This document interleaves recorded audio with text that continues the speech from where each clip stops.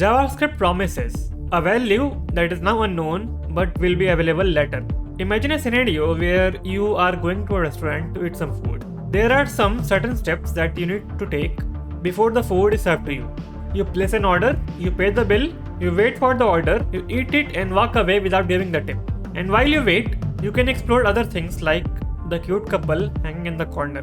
Promises are used to run async code because while you wait, you are free to do other things like play games on your phone, chat with your dad, or even take a nap.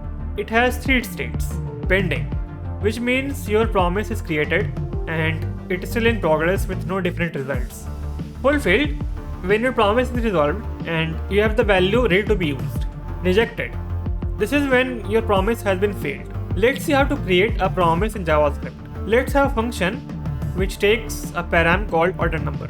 Return a new promise in the function and you pass 2 params called resolve and reject. If your order number is 5, which is equal to order number at the counter, your promise will resolve, otherwise it will be rejected. Call the function take order and attach a then block and a catch block. If your order is fulfilled, you will see a resolve message or else reject message. This was JavaScript Promises. Thanks for watching and I will see you in the next video.